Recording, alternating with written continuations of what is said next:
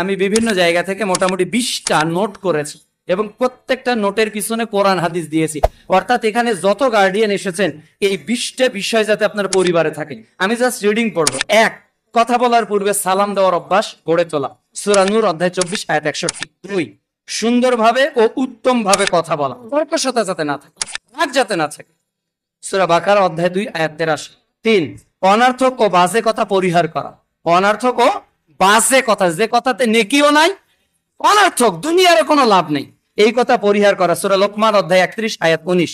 এরপর মুমিনের কথা ও কাজে এক থাকা, মানে যা বলবো তাই করব, সূরা সফ অধ্যায় 61 আয়াত 2। 5, মেয়েরা পরপুরুষের সাথে আকর্ষণীয় ভাষায় কথা না বলা, সূরা আহজাব পারা 22 অধ্যায় 33 আয়াত 32। অনেক মেয়ে আছে মোবাইলে গায়রে মাহরাম অনেক সুন্দর কথা বলে, কর্কশ ভাষায় কথা বলতে হবে। এখানে নারীদেরকে কর্কশ ভাষায় কথা বলা জায়েজ। জি, কে বলছেন? কি প্রয়োজন আপনার? এইভাবে কথা বলতে হবে, এটা কোরআনের নির্দেশ। ওই নারী বলতে পারবে না কে বলছেন, সুর দিয়ে কোনো কথা হবে। অপর কোন নাম্বার থেকে যদি কোনো নারী ফোন বাধ্যতামূলক রিসিভ করতেই হয় আর যদি কণ্ঠ পরিচিত না পাওয়া যায় তাহলে অবশ্যই নরম ভাষায় কথা বলা যাবে না। জাস্ট প্রয়োজনীয় যতটুকু কথা বলা প্রয়োজন ততটুকু বলতে হবে। এরপর 6 নম্বর, আল্লাহ সুদ, ঘুষ, জেনা, অশ্লীলতা, গান বাজনা, নেশা, মদ, জর্দা, গুল, মাদকতা, বিড়িকে হারাম করেছে। এগুলো খাওয়া যাবে না। বাপ গুল খেলে ছেলে গাঁজা খাবে, বাপ সিগারেট খেলে ছেলে ইয়াবা খাবে। As you sow so you reap. আপনি গাঁজা, আপনি বিড়ি টানবেন আর আপনার ছেলে তাহাজ্জুদের সালাত আদায় করবে, সম্ভব না। কেননা প্রিয় নবী বলেছে কুল্লু মাউলুদু ইউলাদু আলাল ফিতরা, প্রত্যেক আদম সন্তান ইসলামের উপর জন্মগ্রহণ করে, মা বাবা ইহুদি বানিয়ে দেয়, মা বাবাই অগ্নি উপাসক বানিয়ে দেয়। এরপর হালাল ও পবিত্র রিজিক উপার্জন করা, যাবতীয় হারাম থেকে বিরত থাকা। আগেরটা দলিল সূরা মাইদা অধ্যায় 5 আয়াত 90, সূরা আরাফ অধ্যায় 7 আয়াত 195। এবং হালাল গ্রহণ করা, হারাম বর্জন করা। সুদের চাকরিও করা যাবে না, অ্যাপ্লিকেশনও করা যাবে না। ব্যাংকে ডিজি কি বলে ওটা, টাকা জমা রেখেছে অনেক সরকারি চাকরিজীবীরা, ডিপিএস হারাম, জমা রাখা যাবে না, নিষেধ।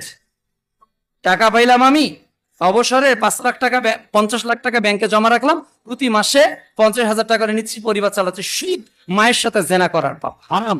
এই পরিবারে কখনো আলেম তৈরি হবে না।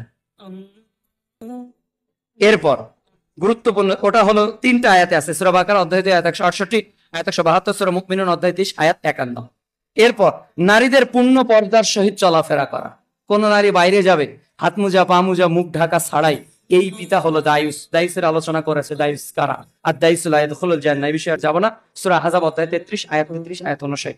এরপর কোন বাড়িতে টিভি রাখা যাবে। আমাদের বাড়িতে টিভি নেই, কয় বছর থেকে নিয়ে আমরা নিজেরাই যাই। আমার বাড়িতে তো এই বাড়ি হয়েছে থেকে টিভি নেই। ইসলাম তো একেবারে সুদ খাওয়ার চেয়েও হারাম, এটা মানুষকে জেনার দিকে নিয়ে যায়। কোন মুসলমানের বাচ্চার বাড়িতে ডিসলাইন থাকতে পারে, সে যদি মুসলমান হয়।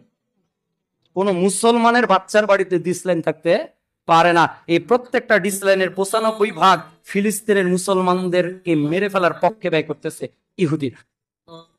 দেখেন কয়টা চ্যানেল মুসলমানদের আর কয়টা কাফেরদের, আপনি হিসাব মিলিয়ে দেখেন ওরা কাদেরকে সহযোগিতা করবে। আল্লাহর বিধান অনুযায়ী বাদুহুম আউলিয়া, ইসরাইল হিন্দুস্তানের বন্ধু, হিন্দুস্তান ইসরায়েলের বন্ধু, বাদুহুম আউলিয়া বাদ, সূরা মাইদার আয়াত নাম্বার 51। কাজে কখন এগুলো রাখা যাবে না। এরপর প্রতিদিন 5 ওয়াক্ত সালাতে অভ্যস্ত হতে হবে পরিবার সহ। এরপর কোরআন তেলাওয়াত করতে হবে যা আমাদের জন্য হেদায়েত স্বরূপ। এরপর হাদিস পাঠ করতে হবে যা আমাদের উত্তম আদর্শ, সূরা আহজাব অধ্যায় 33 আয়াত 21।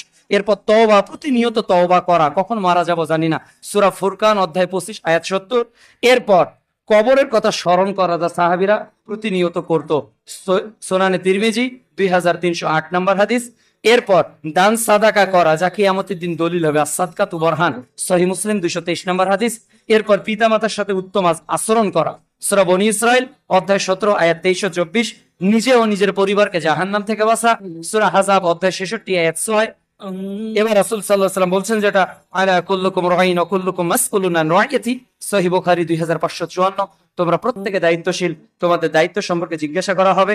এরপর 17 নম্বর 18 নম্বর যে চরম পন্থা অবলম্বন করা যাবে না, শৈথিল্যবাদী অবলম্বন করা যাবে না, সর্বক্ষেত্রে মধ্যম পন্থা অবলম্বন করতে হবে, সর্বক্ষেত্রে মধ্যম পন্থা অবলম্বন করতে হবে। ব্যালট বা বুলেটের মাধ্যমে সমাজ পরিবর্তন হবে, মানুষের আকীদা পরিবর্তন করতে হবে, বিশ্বাস পরিবর্তন করতে হবে। যেদিন আবু বকর, ওমর, ওসমান রাদিয়াল্লাহু তাআলা আনহুর মতো মানুষ তৈরি হয়ে যাবে, অটোমেটিক ইসলাম তৈরি হয়ে যাবে। ব্যালট বাক্সে আগে সিল দাও, অমুককে হটাও, অমুককে বসাও, এভাবে কখনো ইসলামে শান্তি আসতে পারে না। 19 নম্বর, দুনিয়া নয় আখিরাতকে প্রাধান্য দিতে হবে। সূরা আলা অধ্যায় 87 আয়াত 16 ও 17, বাল তুসিরুনাল হায়াতাদ দুনিয়া ওয়াল আখিরাতু খায়রু ওয়া আবকা। সর্বশেষ, সর্বদা আল্লাহর উপর ভরসা করা। কার উপর ভরসা করব? কার উপর? সূরা মাইদা অধ্যায় 5 আয়াত 23।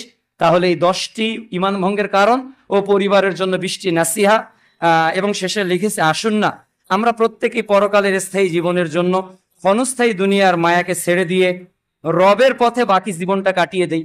আসুন না আমরা রবের কাছে বিক্রি হয়ে যাই।